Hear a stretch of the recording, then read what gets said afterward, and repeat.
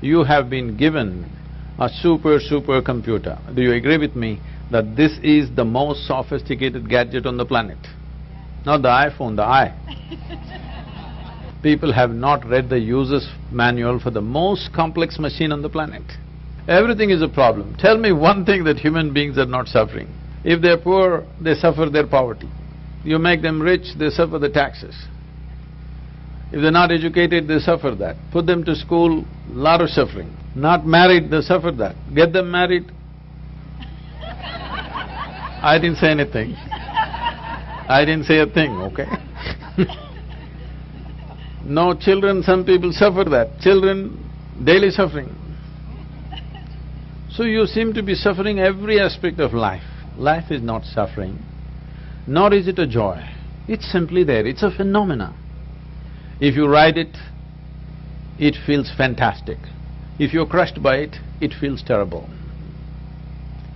So are you riding the wave of life, or are you being crushed by it? That's all the question is. So what they're suffering is their own psychological process. One's own thought and emotion has become such a huge suffering. How you think and feel. How you think and feel, should it not be determined by you? What happens in the world may not happen the way you want it, but at least what happens within you must happen your way, isn't it? So if what happens within you is not happening your way, fundamentally, we have not figured what is the nature of our life. Without understanding even the fundamental of our existence, we are trying to live. Your well-being will never come from outside. From outside, you can create comfort, you can create convenience, but you cannot create well-being. Well-being can only happen from within you because human experience is created from within. Cerebral activity in the process of evolution, it is new. It is a new happening, this big brain.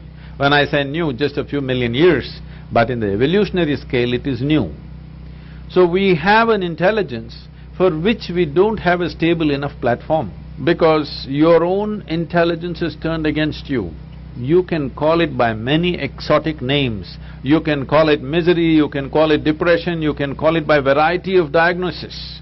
But essentially, your intelligence has turned against you. Just imagine 100 years ago, how people lived in this same place and how you're living. Is there any damn thing to complain about in comparison?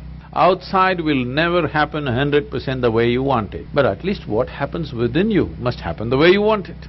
If right now what happened within you was happening the way you want it, would you keep yourself at the highest level of pleasantness or no? No magic, just engineering.